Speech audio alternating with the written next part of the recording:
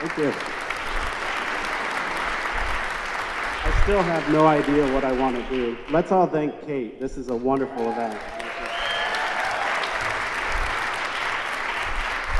Don't start yet. Don't start yet. Go. Okay, tonight it's a love story, Death by 1,000 Genetic Paper Cuts. You are here. You are the product of a chance encounter between an egg and a sperm. Since we're in a church, I'm not going to go into any more detail about that. This is not to scale. I don't want to scare you. You inherited 3 billion bases of DNA from each of your parents. Here's a small portion of it. There's a million more pages. I think we can get through a few more. Okay. DNA is the instruction manual that was used to build you. DNA is double-stranded helix. You're probably used to seeing that. DNA is transcribed into RNA, which is then translated into protein. And proteins assemble into the little factories inside each and every one of your 30 trillion cells. These factories turn the cells into different cell types. You have about 500 different cell types inside each and every one of you. And then these cell types make up the tissues, organs, and ultimately make up you. Pretty cool, huh? So each of your 30 trillion cells inherited 2 copies of this instruction manual. And yet, we are 99.7% identical at the level of the genome. Our genetically determined differences, like our disease susceptibility, things like our height, our hair color, these all stem from changes to only 0.3% of your DNA. Can you see the differences? Pretty cool, huh? Not many. One of these little changes could cause a single gene disorder. These are called Mendelian disorders, but the chance of that is very low. Some of these include cystic fibrosis, sickle cell disease, Fragile X syndrome, Huntington's disease, and muscular dystrophy. Emma, you are doing great. We got to take the show on the road. And about 4,000 more single gene disorders. These are very rare. You can see 1 in 5,000 births, 1 in 2,500 births. And just a single difference can cause one of those. So here's Huntington's disease right here. You know, you have a triplet repeat of CAG in the Huntington gene, and that's enough to cause this progressive neurological disorder. And yet, even though there's single changes or very small changes in this 3 billion bases of DNA, it's still relatively straightforward today to find the causes of these single gene disorders.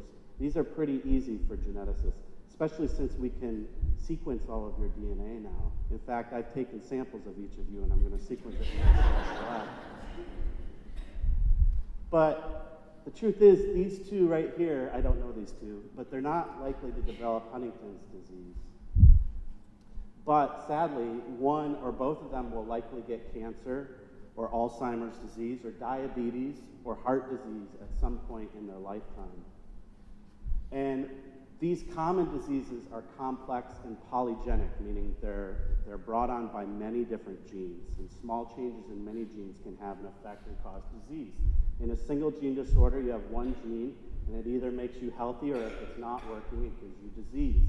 But with these common diseases, these genes are interacting in a large network, and no gene is an island, I like to say. The function of a gene depends on the genes around it.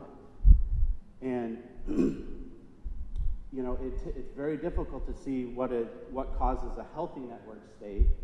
You may have problems with individual genes within that, but they can be buffered. But at some point, you reach a combination that causes sickness or a disease. And so it's a very difficult problem. So I think of disease and health as a complex genetic puzzle, like a 3-dimensional Sudoku. It's actually about a 50-dimensional Sudoku in each of your 30 trillion cells. And this depends on your DNA levels, your RNA levels, your protein levels, and it changes over time, and the environment affects it as well. And so this is very difficult to figure out. But working in Bar Harbor, we can hopefully solve this puzzle with genetically diverse mice, genomics, and statistics. Go back one, please. And so what we can do is we can start to measure this puzzle at different spots in hundreds and thousands of these genetically diverse mice down here.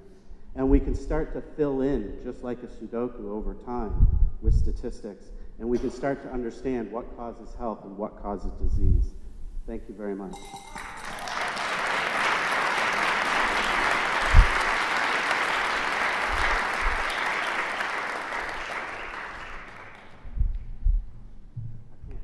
That was, oh, here we go.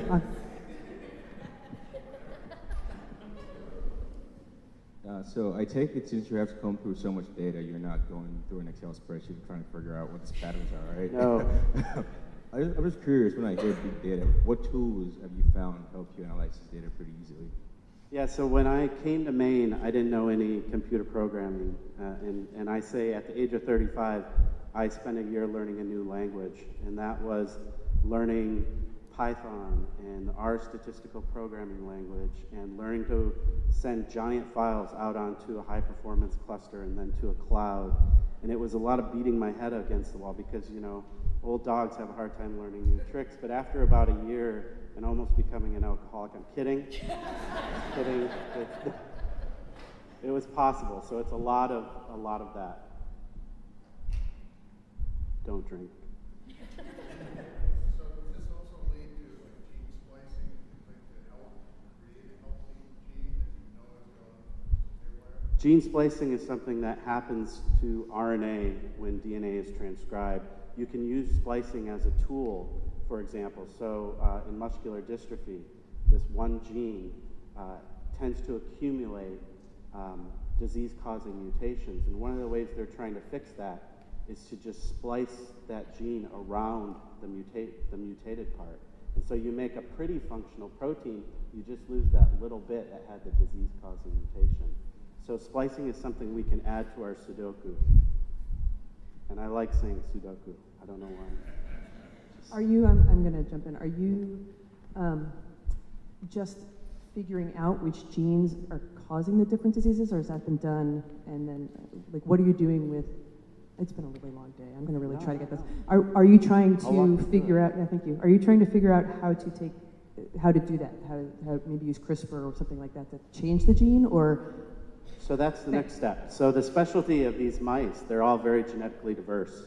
And so these mice at the Jackson Laboratory have more genetic diversity than we would find between us, chimpanzees, and orangutans. There's so much genetic diversity that every single gene in the genome has one of these little genetic paper cuts. And so those things start to accumulate, and they act like they pull. It's like pulling a string and then looking at the end of it. And so if we can measure what happens at the end of it, and we follow that string back, we can find the combinations of genes that actually cause that. And then CRISPR, which is everyone's favorite word right now, and you have to put CRISPR to get a grant, but then once we identify those combinations that cause disease, we can go in with CRISPR and we can show that you can fix those in these mice, and then they're healthy. So CRISPR, if you don't know, is something where you can kind of do I think of as cutting and pasting. Scissors. Genetic where you scissors. can cut things out. Are multiple identical siblings part of your research or any of your focus? Has that been on? Well, I don't work with humans because they don't listen to me, and so they don't mate the way I want them to mate. And that's why I like mice, because, you know, on any given day we have 1 million laboratory mice over in Bar Harbor, and many of those are genetic clones of each other. And so these have been produced by brother-sister matings for 40 years. And the end result of that is that every single one of those mice, those black mice, we call them black 6, have the exact same genome. But I work with a outbred strain of mice where they all have very different genomes. And so you can go back and forth depending on what your research question is. Imagine if we were all identical twins in here. And what we could do is we could do experiments, very controlled experiments, to help figure out, you know, why some of us are getting disease and others aren't.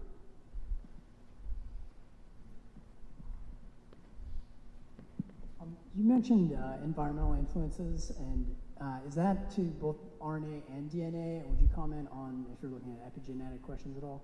Yeah, absolutely. I mean, the epigenetics is above the genome, and so these are things like methylation. So I'm showing you a very simplistic story of a very complex problem.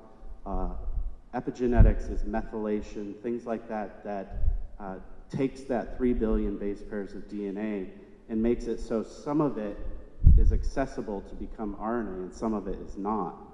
And so just, you think about DNA, if we were to take a strand of DNA from your cell, it's 10 feet long, and yet it's compacted into, a cell that's 20 microns in diameter. And I ran out of time. I'll answer your question after. And that is Thank a you. perfect segue. Thank you.